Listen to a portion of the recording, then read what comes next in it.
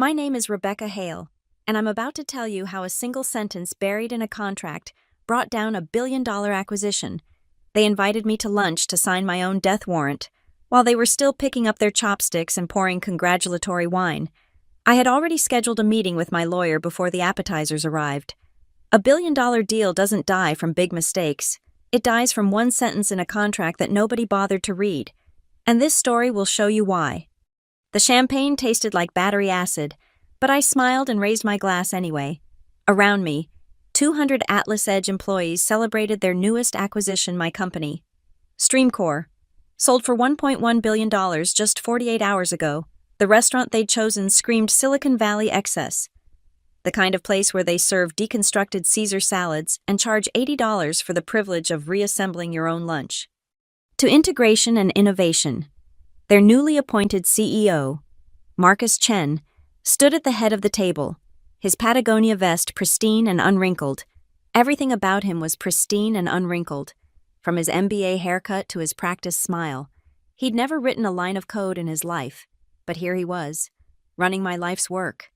I touched glasses with the executives around me, noting how their eyes never quite met mine. The other founders, Mason Cooper and Lydia Brooks, sat like wax figures at the far end of the table. Mason's jaw worked silently, probably grinding his teeth to powder. Lydia stared at her untouched salmon like it might reveal the secrets of the universe. Rebecca, the CFO, Janet Morrison, leaned in close enough that I could smell her Tom Ford perfume. I hope you're ready to embrace the Atlas Edge way. We do things a bit differently here. I'm sure you do, I said, taking another sip of champagne that might as well have been hemlock. She laughed, the sound sharp as breaking glass. Don't worry. Most founders struggle with the transition at first, but those who adapt... She paused, letting the implication hang. Well, they tend to last longer than those who don't. I nodded, filing away every word, every glance, every microscopic tell. 2 years ago, I'd sat in my apartment at 3 a.m. with Gloria Finch, the sharpest IP lawyer in San Francisco, adding one tiny provision to our articles of incorporation, a single paragraph, buried on page 47 of the most boring legal document ever written, the IP reversion clause, our insurance policy against exactly this moment. Tell me about this integration team, I said, steering the conversation toward safer waters. When do they arrive? Marcus's smile widened. Oh, they're already here. In fact, he gestured toward the door, where a group of 20-somethings in matching Atlas Edge hoodies filed in like an invading army. Meet your new product leadership team. The kid who approached our table couldn't have been older than 26. Everything about him screamed Stanford MBA, from the Supreme sneakers to the Apple Watch Ultra to the confident swagger of someone who'd never faced real failure. Brian Calloway, he said, extending his hand like he was doing me a favor. VP of Product Excellence. I'll be overseeing the StreamCore integration. Product Excellence, I repeated, tasting the corporate buzzword like spoiled milk. That's a new one? We're all about innovation here, Brian said, missing my sarcasm entirely. I've been studying your architecture for the past week. Impressive work, but I think we can really optimize the efficiency metrics.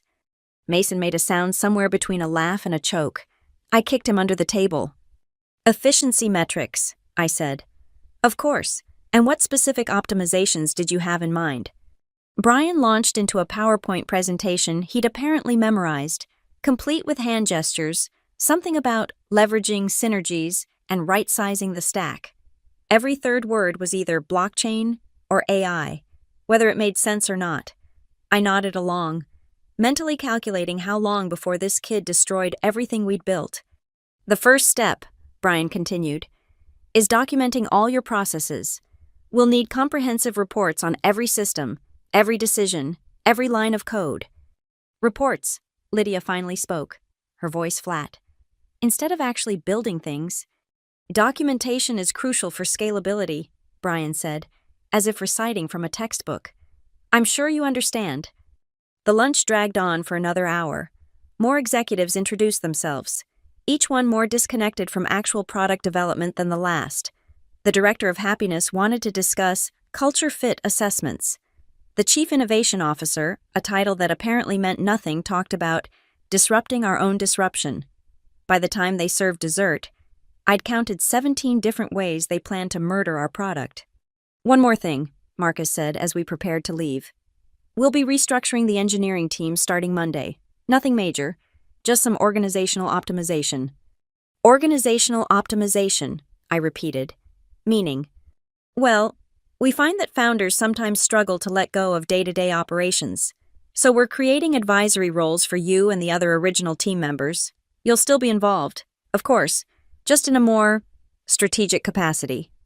Advisory roles, corporate speak for, we're going to sideline you until we can fire you without it looking bad. How thoughtful, I said, standing to leave. I'm sure that will be very strategic. The walk back to the office felt like a funeral march. Mason fell into step beside me, his face dark with barely contained rage. "Advisory roles," he spat. "They're not even trying to hide it." "Let them play their games," I said quietly, aware that we were probably still within earshot of Atlas Edge employees. Remember what Gloria always says.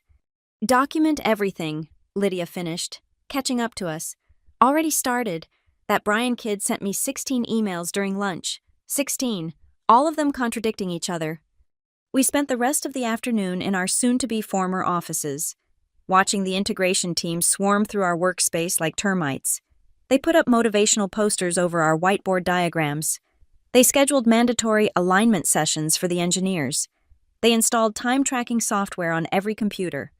By 5 o'clock, half our team looked ready to quit. "Emergency meeting," I texted our core group. "Murphy's Bar, 1 hour."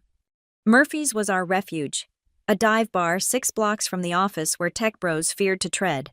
The bartender, an ex-Boeing engineer named Patricia, had our usual booth ready and our drinks poured before we'd even sat down.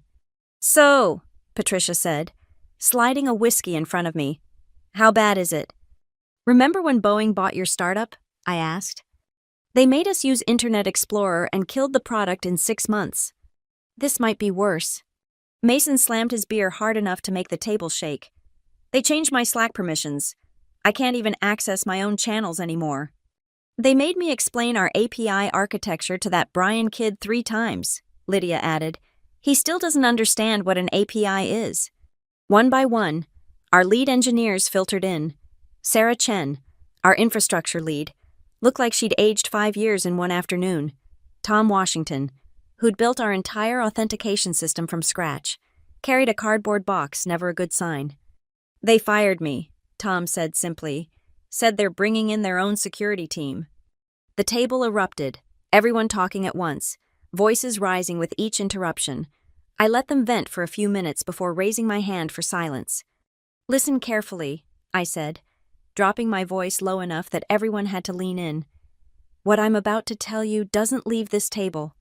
I explained the IP reversion clause, how Gloria and I had structured it, what it meant, what would trigger it. By the time I finished, the mood had shifted from despair to something sharper, something with teeth. "So if they fire you or Mason or Lydia without cause," Sarah said slowly, "everything reverts to CoreFound LLC, I confirmed. Every patent, every line of code, every system architecture, every client contract with an assignment clause."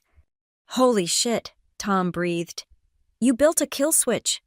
"We built insurance," I corrected.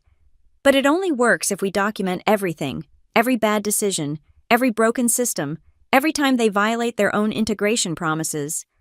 "And if they don't fire you?" Sarah asked. I smiled for the first time all day. "Then we get to watch them destroy a billion-dollar acquisition from the inside. Either way, we win." The next 3 months were a masterclass in corporate incompetence. Brian's integration team broke more things than they fixed. They optimized our database queries until response times tripled. They streamlined our deployment process until releases took 3 days instead of 3 hours. They enhanced our user interface until customers couldn't find basic features. I documented everything, every email, every Slack message, every recorded Zoom call where Brian confidently explained why his way was better, while our error rates climbed like a rocket launch. Mason lasted 6 weeks before they removed him from the building. The official reason was cultural misalignment, which apparently meant he'd told Brian that his ideas were fucking stupid in front of the entire engineering team. The real reason was that Mason had started fixing Brian's mistakes faster than Brian could make them. Lydia made it to week 10. They got her for unauthorized system access, which translated to, she kept maintaining the product despite being told to stop. She'd refused to let them implement Brian's brilliant idea to store passwords in plain text for easier customer support. I watched them go, each departure carefully noted in the folder Gloria had me maintaining. Corefound LLC quietly updated its operating agreements, changed its registered address, prepared shadow servers, everything legal, everything above board, everything ready. Rebecca, Marcus called me into his office on a Tuesday morning, exactly 91 days after the acquisition closed. We need to talk about your future here. His office was exactly what you'd expect: standing desk, meditation corner, walls covered in framed TechCrunch articles about his previous exits.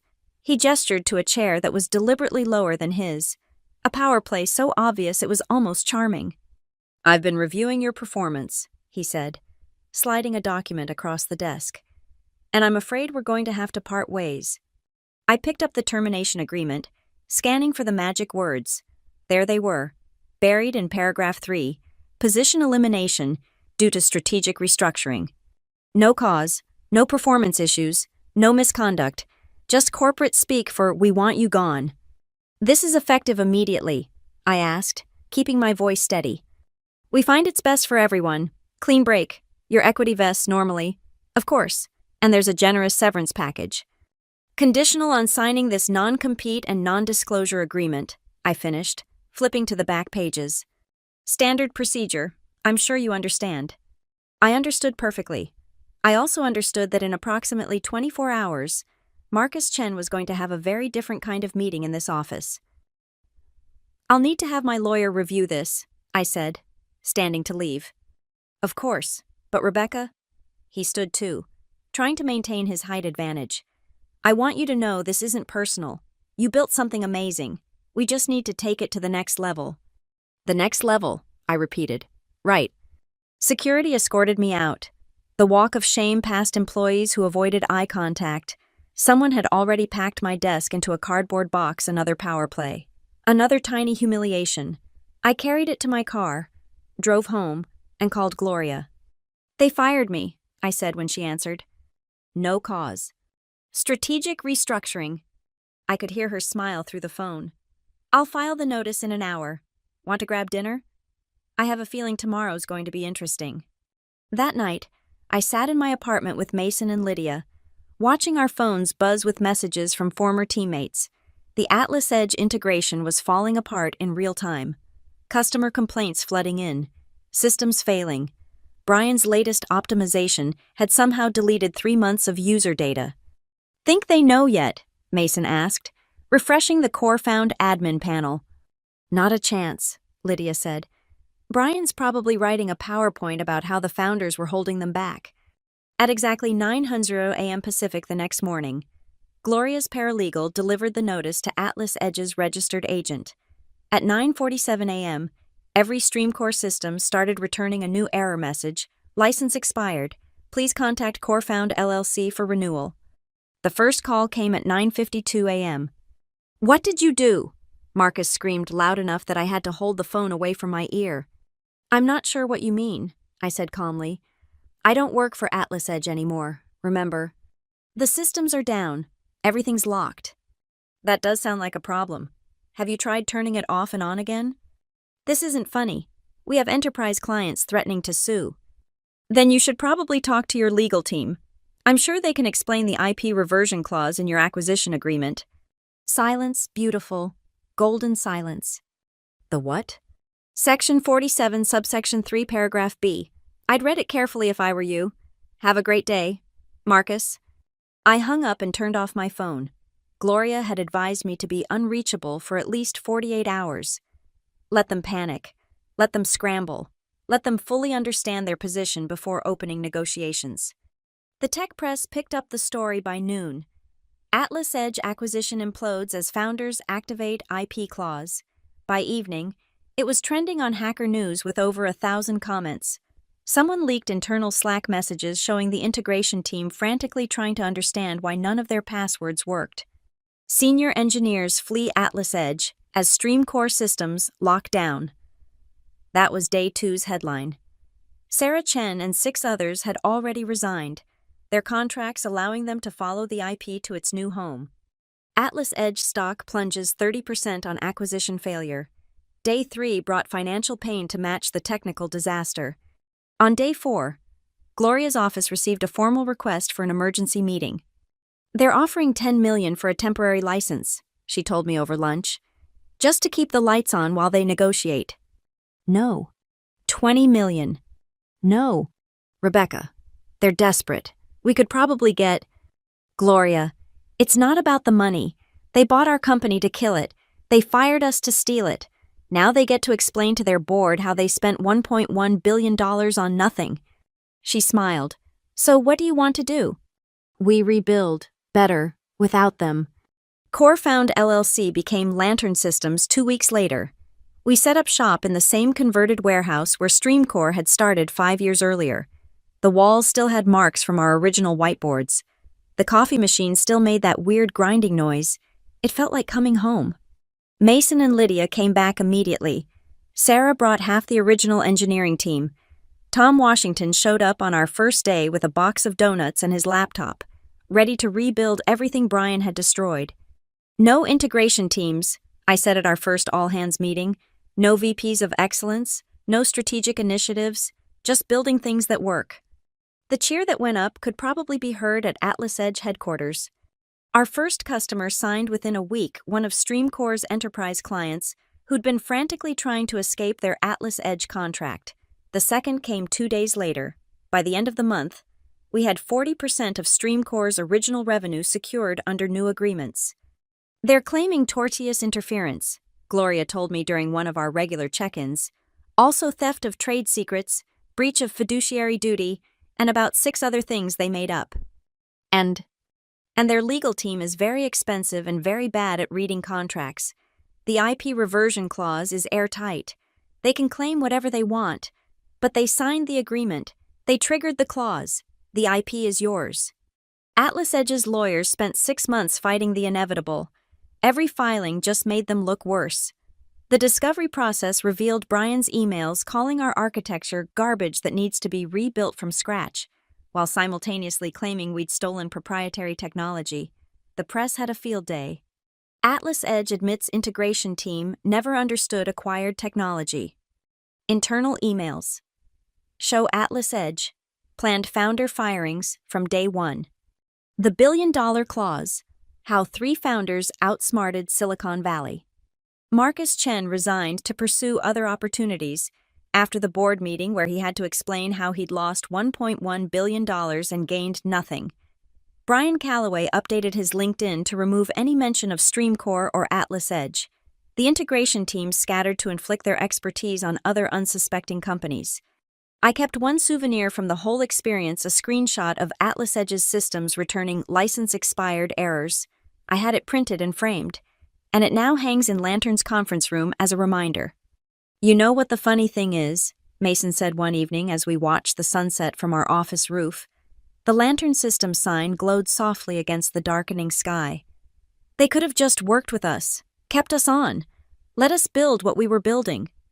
But then they wouldn't have been able to optimize our synergies, Lydia added, deadpan. We all laughed, but there was truth in it. Atlas Edge had spent $1.1 billion to buy something they didn't understand, broke it trying to fix what wasn't broken, and lost everything because they couldn't read their own contracts. Think they learned anything? Sarah asked. I thought about Marcus, about Brian, about the whole ecosystem of corporate buzzwords and empty suits that had tried to devour our work. No, I said, but that's okay. It just means the next founders will know to call Gloria. The last email I got from Atlas Edge's legal team was a settlement offer. They wanted to buy a license to the technology they'd already paid $1.1 billion for. Just a small license, they said. Just enough to serve their existing customers. Just enough to save face. I forwarded it to Gloria with 2 words, still no. She replied with a thumbs-up emoji and an invoice for her legal fees. Worth every penny. 6 months later, Lantern Systems closed our Series B funding round at a valuation of $400 million. Our investors were different this time, people who understood technology, who valued the team more than the PowerPoints, who read every word of every contract. No acquisition offers for at least 5 years. I told them during negotiations, "We're building this to last." They agreed. They'd all read the Atlas Edge story. The tech world is full of cautionary tales about founders who lost control of their companies. Most of those stories end badly. Brilliant people pushed out by suits who think an MBA trumps actually understanding the product. But every once in a while, the founders write a different ending. We didn't set out to destroy Atlas Edge. We just wanted to protect what we'd built. The IP reversion clause wasn't a weapon, it was a shield. Atlas Edge turned it into a sword by being exactly who we thought they were. Sometimes I wonder what would have happened if they'd treated us differently, if they'd valued our expertise instead of trying to replace it, if they'd listened when we explained why their optimizations would break things, if they'd read their contracts as carefully as they read their TechCrunch mentions. But they didn't, and that's the real lesson of this story. It's not about revenge or outsmarting the system or bringing down a giant. It's about knowing your worth and protecting it. It's about understanding that the best defense against corporate vultures isn't hoping they'll treat you fairly. It's making sure they can't treat you unfairly without consequences. Every contract has fine print. Every acquisition has hidden agendas. Every executive who promises you'll be part of the family is already planning your exit interview. So read everything, document everything, and always have Gloria Finch on speed dial. The StreamCore acquisition made all the business school case studies, but they usually miss the most important detail. Everyone focuses on the clause itself, the legal maneuvering, the dramatic reversal of fortune. They treat it like a lucky accident, a 1 in a million shot that happened to work out. But luck had nothing to do with it. We knew exactly who we were dealing with from the moment Atlas Edge first approached us. Every founder in Silicon Valley has heard the stories. The promises of resources and growth that turn into layoffs and pivots. The strategic partnerships that become hostile takeovers. The integration teams that integrate nothing but chaos. We just decided to be ready for it. "You were planning this from the beginning?" a journalist asked me during one of the few interviews I agreed to give. "The whole thing was a trap." "No," I said. "The trap was thinking they could buy something they didn't understand and improve it by breaking it. We just made sure there would be consequences." That's what they never include in the case studies, how personal it was. How it felt to watch Brian delete 3 years of optimization work because he thought his textbook knew better than our benchmarks. How it sounded when Marcus explained that our little startup mentality was holding back progress. How it looked when security escorted Tom out of the building he'd spent 60-hour weeks in for 5 years. They turned our life's work into a line item on a quarterly report, so we turned their billion-dollar acquisition into a cautionary tale. The last time I saw Marcus Chen was at a conference in Seattle. He was on a panel about learning from failure, which was either deeply ironic or surprisingly self-aware. He caught my eye during the Q&A and actually nodded, not friendly, exactly, but acknowledging, like two generals saluting after a battle. I didn't stay for his talk. I had code to review. That's the other thing the case studies miss. We didn't spend much time celebrating, while Atlas Edge's lawyers were filing motions and their executives were updating resumes. We were building every line of code they'd deleted. We rewrote better, every feature they'd optimized into oblivion. We rebuilt from scratch, every customer they'd frustrated. We won back with better service and systems that actually worked. Revenge might be a dish best served cold, but success is better served functional. "Do you regret anything?" that same journalist asked at the end of our interview. I thought about it for a long time, about the stress of those 3 months, documenting every failure while pretending everything was fine, about the good Atlas Edge employees who got caught in the crossfire, about the time and energy we spent fighting instead of building. "I regret that it was necessary," I finally said, "but I don't regret being prepared for it." She included that quote in her article, but not what I said next. The only thing worse than fighting for your company is not having a company worth fighting for. Lantern Systems is worth fighting for. We have 300 employees now, all of whom know they're valued for their expertise, not their ability to speak corporate. We have products that work. customers who trust us, and contracts that everyone reads very carefully. We also have a legal team that reports directly to me, not to some corporate boardroom. Gloria trained them herself. Every contract we sign, every agreement we make, every partnership we consider, they all get the same scrutiny we wished Atlas Edge had given to page 47. Paranoid? Mason asked when I insisted on the third review of a vendor agreement. Prepared, I corrected. That's my advice to every founder reading this story. Be prepared. Not paranoid, not pessimistic, just prepared. Know that the people shaking your hand at the acquisition dinner might be planning your exit before dessert. Understand that integration usually means replacement. Accept that your baby, your creation, your life's work is just another asset to be optimized. And then protect it accordingly. The IP reversion clause isn't the only way. There are dozens of legal structures, protective provisions, and contractual safeguards available to founders who think ahead. The key is implementing them before you need them, while you still have leverage, while everyone's still pretending to be friends. Because once the signatures are dry and the champagne is poured, it's too late. You got lucky, another founder told me at a networking event. Atlas Edge was stupid. The next acquirer won't make the same mistake. He was half right. Atlas Edge was stupid. But it wasn't luck that saved us. It was Gloria Finch at 3 a.m, adding one paragraph to one document while I mainlined coffee and worried about every possible future. Paranoid, maybe, but my company is still mine. The founder who called me lucky sold his startup 6 months later. The acquirer fired him within a year and shut down the product within 2. Last I heard, he was working on a new startup, older and wiser and definitely reading his contracts more carefully. That's how it spreads, not through business school case studies or conference keynotes, but through founders warning each other over drinks, through lawyers like Gloria sharing war stories, through engineers like Tom refusing to work for companies that don't respect the builders. One founder at a time, one contract at a time, one clause at a time. The tech press eventually moved on to other stories. Atlas Edge quietly restructured, focusing on core competencies instead of acquisitions. Marcus Chen landed at another firm, though notably not in acquisitions. Brian Calloway started a consulting company focused on integration excellence, which is either a complete lack of self-awareness or the greatest grift in Silicon Valley. And Lantern Systems, we kept building. We're bigger now than StreamCore ever was. More customers, more revenue, more impact, but we're also more careful. Every hiring decision, every partnership, every strategic move gets filtered through the same question: are we protecting what matters? Sometimes that means saying no to easy money. Sometimes it means choosing the harder path. Sometimes it means spending money on lawyers instead of marketing. But it always means being ready. Think you'll ever sell again?